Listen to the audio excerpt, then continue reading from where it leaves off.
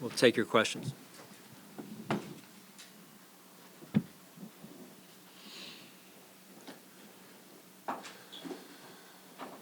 Sean, some of the guys we spoke with, they seem to struggle with the how do you get over the hump question and that aspect of the moving forward. What is your message to your team and to not get discouraged and stay moving forward, understanding that the path hasn't been straight up after making the AFC Championship game? Yeah, I mean, we've had success. Obviously, not the success that we all want, which is to win the Super Bowl.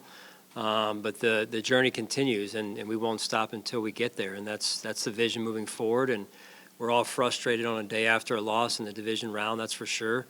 I'm extremely proud of how far this organization has come, but not satisfied. Sean, a little bit on John's question there. To make the AFC Championship game is tough enough. To make it twice is really hard. That's what the Bengals have done. Kansas City's done it 5 years in a row now. What is the gap there between your team right now and those two, and how do you close that gap? Yeah, I mean, I'm a big believer in you are who you are in the last game of the season in terms of what you saw on the field, and that's what you have to address. And so obviously we weren't good enough yesterday, and we need to address those areas and do what's necessary to get this organization to the Super Bowl. More specifically, then, Sean, what areas, and you've had, a day to kind of decompress, maybe watch some film, that sort of a thing. What areas do you think you need to address? Well, I'll know more because today was really, for the most part, Adam meeting with players, exit interviews, and whatnot, and a team meeting at the end of it all. But just overall, I mean, you look at, like we talked last night, the game's won, it starts, and ends at the line of scrimmage, and so we've got to, look at that, and then you look at the quarterback play. I thought, we've got a quarterback that we feel really good about and should feel good about. But we all, myself included, and Josh and the leaders of this football team, we all have to improve in certain areas to move this organization forward. John, do you think in the second half of the season specifically, it was just tougher for your offense? I mean, it seemed so easy early in the year. Not easy, but, it just seemed easier. And in the second half, it seemed like you guys really had to work extra hard to score and move the ball. Did you sense that at all? Yeah, a little bit. I think I know where you're going a little bit with that. And I thought early on in the year we were getting the ball out a little bit quicker at times, and then later on in the year we were maybe working the ball, down the field and maybe sometimes too much. And so I think that's an area that we have to look hard at this offseason and evolve as an offense really in that regard. Just going back to yesterday, there was a timeout you called with 5 minutes left in the third quarter, I believe, was a 3rd and 10. I know they picked it up. Yep. What went into the thought process behind that timeout? Yeah, we were in the middle of a defensive substitution, and we put 6 DBs on the field and tried to get a defensive lineman out, and it wasn't getting done. So we were in danger of getting called for 12 on the field, so I had to burn a timeout there, unfortunately. When there's a result like that, obviously, finger pointing's happening on the outside. Criticism of Ken Dorsey, first-year play caller, things we've talked about, challenges with that. Mm-hmm. Assessing this thing overall, how do you think he did in his first full year? Yeah, there's a first year for everyone, and I thought Dorsey really did some good things, and then there's some things that he can learn from as well. And I know this, when you're committed to a cause and you work hard at things and you put put the team first, that you learn from experiences, and so like all of us, we have to learn from the experience. Sean, I know it's so fresh and early in the offseason here, but can you commit to both of your coordinators, Ken and Leslie, being back next season? Yeah, I'm not going to get into staff right now, Jay. I just obviously, not even 24 hours past yesterday's game, so I'm just, like I said, finished with the exit interviews with the players, and we met as a team. Sean, when Micah earlier said that he felt like he let Jordan down because so much more was put on Jordan's shoulders back there in the secondary, not having Micah for most of the season. When will those conversations start when it comes to such a core piece like Jordan and obviously his future is up in the air? Yeah, what we'll do starting tomorrow is we'll get into our evaluations of the roster with the offense and defense respectively, and then Brandon and I will follow up and meet on each one of those situations, and so that's really how the next couple of days will look, and then we'll take it one day at a time after that. Specifically with Jordan, I mean, you talked about how much he's meant to this defense, but just, I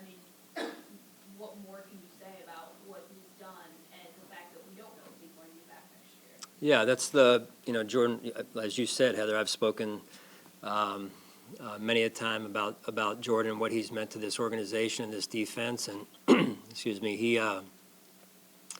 he's a tough football player. He's been through a lot. He's been one of the biggest leaders on our team, and I'm extremely grateful for the way he's led our football team and the way he's played. And obviously this year was tough, not having Micah back in there with him, and he persevered through some injuries as well in his own right. So, we'll just see what the future holds at this point for him.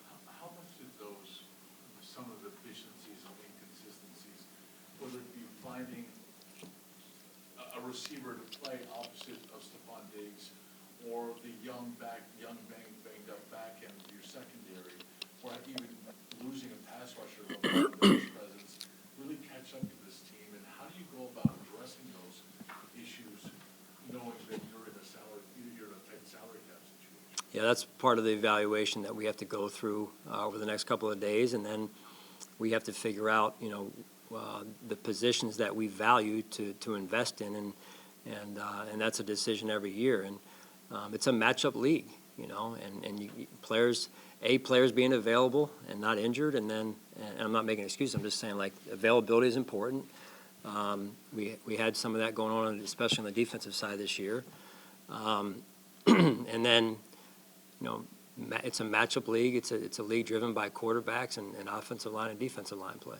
Hey, Sean, you've invested, really going back to Ed in 2019, a lot of high picks on the line, second rounders, first rounders. Do you feel, broad strokes here, do you feel satisfied with what you've got with your defensive line? I thought we were probably more inconsistent than I would have liked to have seen this year, in particular after Vaughn went down. And I thought each one of those guys had their games where they played well. Just overall as a group, I didn't feel like, or I felt like we were a little bit too inconsistent, and yesterday being the latest example of that. Sean, we were in here after the trade deadline. Naheem Hines was kind of like the big addition for the team. We know the impact that he was able to make on special teams, but it really never felt like he was utilized in the offense. Is there any particular reason why that kind of never, I guess, just got to the point we thought it would be? Yeah, I mean, that's something that, our offense looked at, and sometimes it takes time to learn the playbook, but after that point, really, it's something that I felt that we could have done a better job with right there, and getting him more involved in the passing game in particular on the offensive side. Sean, to Sal's question, you've invested heavily on the defense in terms of draft capital, signing Vaughn last offseason, and to your earlier point about the last game sort of telling you the story of your season, with only scoring 10 points, do you look at this and say some of that investment now needs to be made on the offensive side of the ball? Well, again, I think, Jay, it's what we value, the positions that we value, because you can't pay everyone, and you can't go get, all, elite players at every position. It's unrealistic in the modern salary cap era here. So we have to place proper value on the positions that we feel will help us win a Super Bowl, and then find those players at those positions that are going to help us win. What are those positions? Yeah, that's for Brandon and I and Terry, and and those are future discussions as well, because the game continues to evolve and change, and we have to change with it. Sean, going into the season, Gabe Davis, big expectations, an expanded role. What did you think of his season? Obviously going into it without Emmanuel, without Cole at the beginning, kind of how he played. Yeah, I thought he did some good things. It's a new role, as you mentioned, for Gabe coming in, as what was a number four position for us, and then stepping into that number 2 role. And I thought he got off to a little bit of a slow start, but then he really settled in, and I thought he played some of his best ball down the stretch here. Sean, last couple of years, what concerns do you have about Stephon? He's been a little bit more emotional on the sideline. You go back to the Green Bay game and what happened in the tunnel, and then seeing what happened yesterday. I know he's a fiery competitor. What concerns do you have that he could become a distraction in some ways to the team?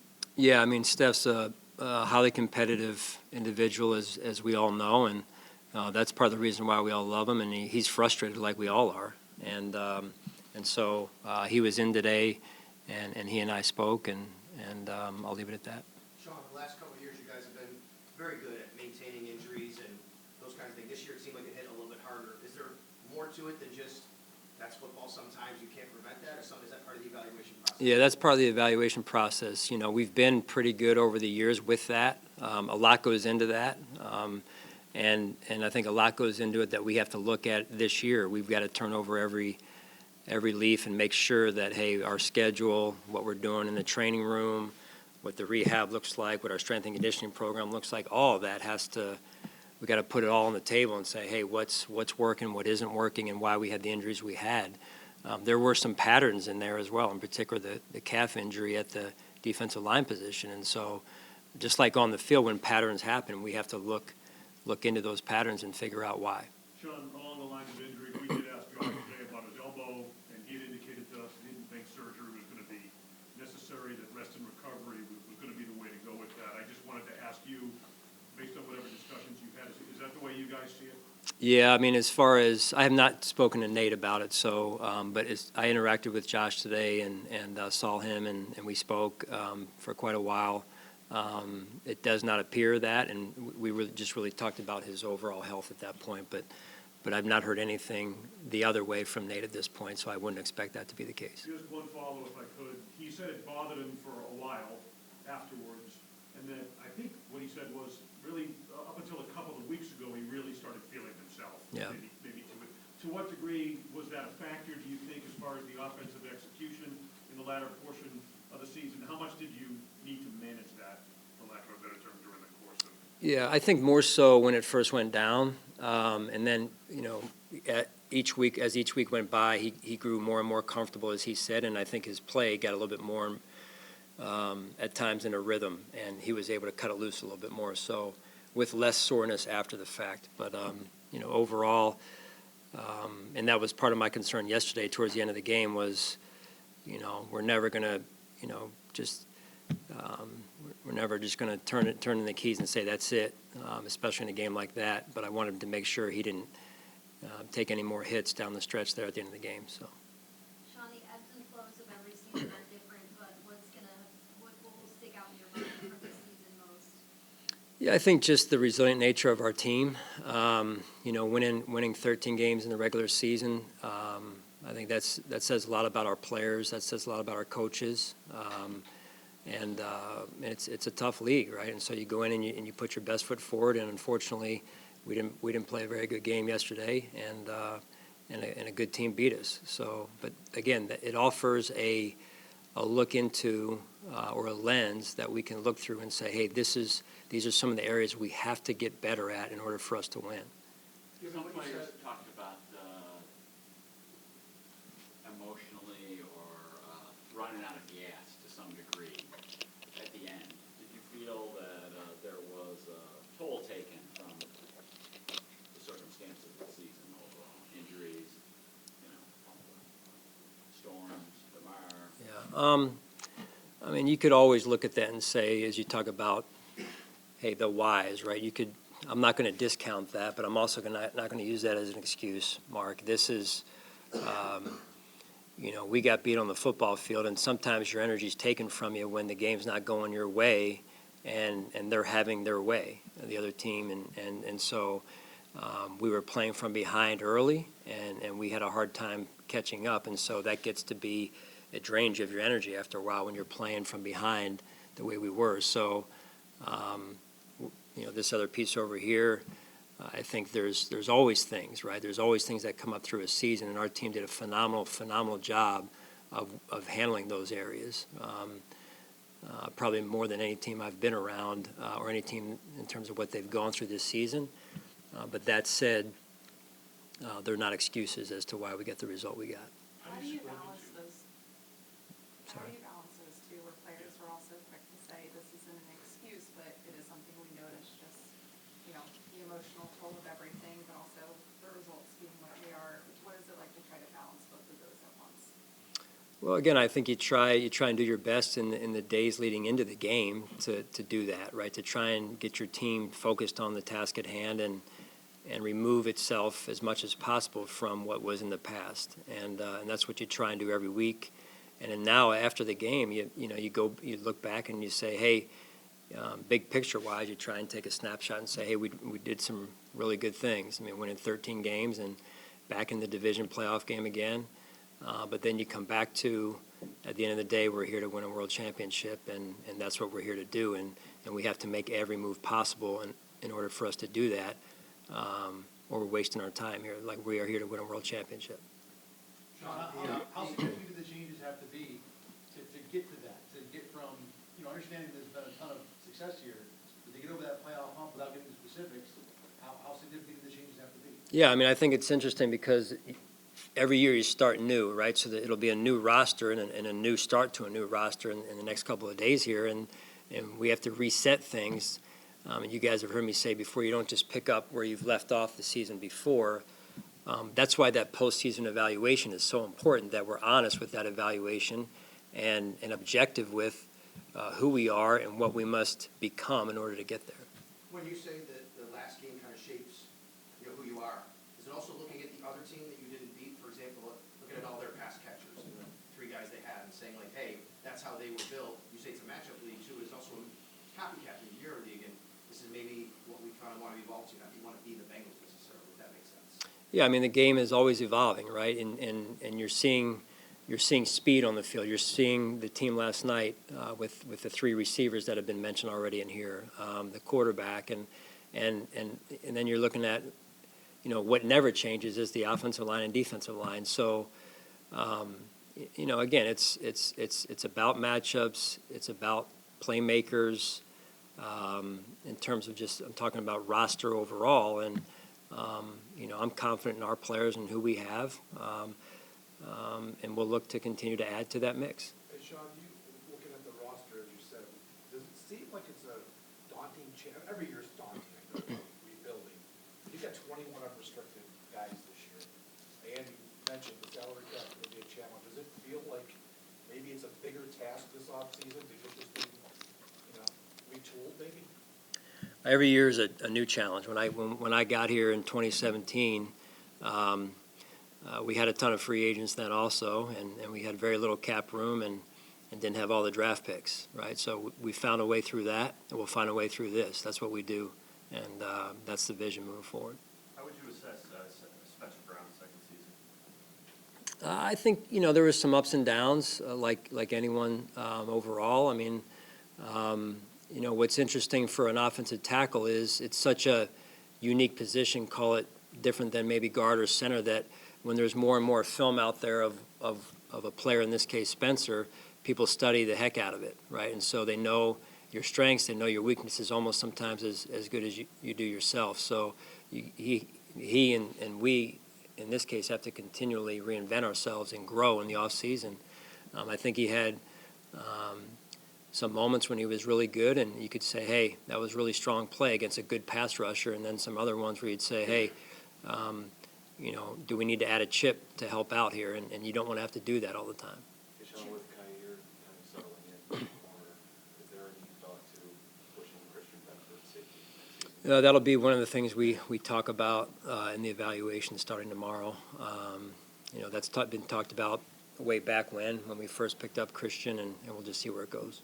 Speaking of that, another flip, is Spencer Brown maybe a candidate to flip inside, Sean? Would you ever think about, I know he's tall, but is that something you would consider down the road, maybe move him inside? We'll see. I don't think anything's off the table at this point. He's a young player, and he's very athletic. That being said, you would like to get a young player in one position and let him go and let him grow, in terms of development. Tremaine's one of those unrestricted free agents that Sal just mentioned.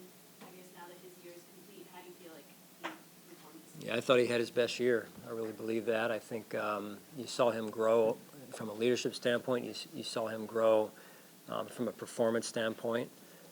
And I know he's just got that attitude that he wants to continue to improve. Sean, did you get enough production from your wide receiver group as a whole this year? I think it depends on the game overall. Like some games I thought we did, some games I thought maybe not enough. Steph is always going to, be our main guy out there in terms of what he did this year for us, and the guy that we want to get the ball to. But overall, probably more than anything, just too many drop balls overall. I think those came to haunt us at times. You Sean, mentioned the team meetings today. Was there an overall message or theme that you were trying to give to the guys in those? No, just perspective, and telling them how honored I am to coach them and be around and work alongside of our staff, and then just making sure they handle the offseason the right way and that they keep their chins up. And the other thing I told them is the lessons that they learned from this season and some of the adversity they'll carry with them the rest of their lives. You've had a chance now to look back on them, the 4th and 10 punt from their 41, and then the 4th and 2, where you, in your territory where you elected to punt. Would you do those the same or differently? Give me the 4th and 2. 4th and 10 from their 41 in the first half, late, and then it was a 4th and 2, I think, from your 20. Yeah, 4th and 10 from the minus 41, and the score was what there, Jay? 17-7. Yeah, I felt like 4th and 10, if I give them the ball there with what time was left on the clock, they got a legitimate chance to score again, and didn't feel good about that based on how we were playing at that point defensively. And then 4th and 2, backed up, and it was still late in the third quarter. It was in the third quarter, and I know with Josh Allen, never to panic. And if we go for that and they don't get it, and we don't get it, possibly the game's already over right there. And so I declare the game instead of giving Josh Allen a true chance to win the game. John, we talked about Cole and Jack, those guys who are in their second stint with you and expressed interest of wanting to come back here again and play for you. But in terms of just looking at this roster and trying to find the right guys who are going to help you win ball games late in the season, but then finding that balance with guys who bring in the culture you've helped establish early at the time. I mean, how do you just balance that and trying to continually bring the right guys in that can kind of give you both of that? Well, I think our locker room is pretty solid from a culture standpoint, and that's led by Josh and the leaders that we already have here. That said, as I said before, and I mentioned this before, it's culture is important. Beyond that, you've got to be able to make plays, right? And I'm not saying with respect to the guys you mentioned. I'm saying just you can't have players like me in the locker room who can't make the play. We got to find guys that can make plays, that are matchup problems and challenges for people, and they're playmakers. Where does it make sound with a team that won 13 games, close the season recently, yesterday with an 8-0 run, beat Kansas City? Is it possible that this team is taking a step back behind Cincinnati and Kansas City at this point, given where both those teams are and where you were 2 years ago, perhaps? Well, I mean, that's I think for us to truly evaluate, and I'm not being negative here, but I'm also not being unrealistic, like in terms of overly positive. Like we're a good football team, and this thing we've been good for a number of years. The goal is to win a world championship. So for us to have a true evaluation of where we're at, we have to be objective with ourselves and say, hey, where are we? And then go through each player and each coach, and that's what you do. You evaluate the whole thing, the injuries, all that. You evaluate everything. And we have to do that. You look around the division is improving, right? The gap is closing as far as that's concerned. So if we didn't do that, we wouldn't be doing it the right way. So I know that's going to be my challenge to everyone in the organization, is starting with ourselves, starting with myself. Let's go back and look at everything and make sure we're just not doing it just because we did it that way last year, because the gap in some cases is closing in terms of in the division in particular. Sean, you look at talented quarterbacks, in particular in the AFC. You talked about Burrow and Mahomes, and obviously Josh, but Trevor Lawrence is a guy who seems to be. Is this as talented, kind of top half as you've seen since you've been in the league? In the AFC, or The AFC. Yeah, it's as good as. I mean, when you talk about just the supply, because I certainly know some of those quarterbacks better than others, having played against some and not others, but the supply is definitely pretty deep. But I think that's a good thing for the league, and that's what you want. I mean, you want good competition, and you want to be challenged, and that's part of the reason why we do this is you're up for the challenge. And so, but that's also why and the reason why we must continue to grow. And we have to answer that question of can we compete at that level? Can we handle those quarterbacks? And who must we have to help us do that? Can you talk about Say the two more, please. evaluation process? I know obviously it happens every year, but just going last year to this year, where do you feel last offseason you guys were best at evaluating and improving that showed up this year? In terms of giving that again in the beginning. Just when you went through the evaluation process this time a year ago, what do you think you were most successful at identifying and solving? Well, I just think, again, I'm not going to say what we were best at. I just feel like we're trying to be objective and truthful with where we are at each position, as an organization, as a team, and what we must do to move it forward. And I think that's the most critical thing we can do right now for this football team. You said you hadn't talked to Nate about Josh off-season surgeries, but Jordan Phillips told us he does need surgery. Are there any other injury updates? Yeah, same. I have not had an update from Nate yet. So I think I heard Jordan told you guys he had the torn rotator cuff. So applaud him for playing with that yesterday. All right, thanks. Thank you.